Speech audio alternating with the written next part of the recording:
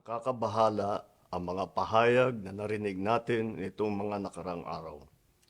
Nandyan ang walang pakundangang pagmumura at ang pagbabanta ng planong ipapatay ang ilan sa atin. Kung ganun na lang kadali ang pagplano sa pagpatay ng isang presidente, paano pa kaya ang mga pangkaraniwan na mamamayan? Yang ganyang kriminal na pagtatangka ay hindi dapat pinapalampas. Yan ay aking papalagan. As a democratic country, we need to uphold the rule of law.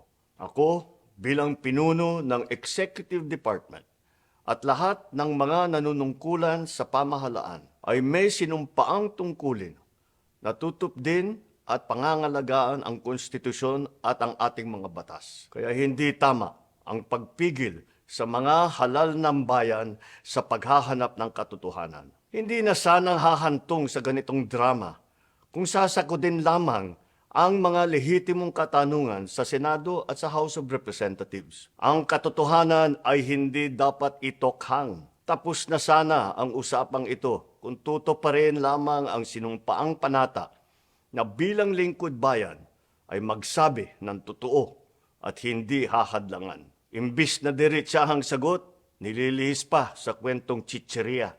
Hangad ko na matuldukan na itong mga pangyayaring ito sa parang matiwasay at magdadala sa atin sa katotohanan. 12 taon din ako nanungkulan sa magkaparehong kamara ng Kongreso.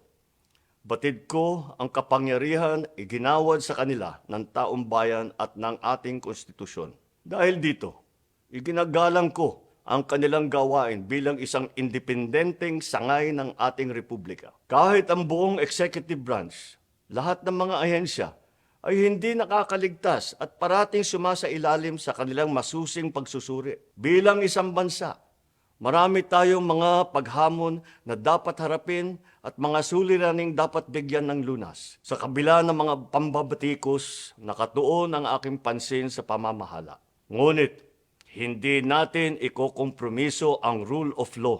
Kailangan manaig ang batas sa anumang sitwasyon, sino man ang tamaan. Kaya hindi ko hahayaan magtagumpay ang hangarin ng iba na hatakin ang buong bansa sa burak ng politika.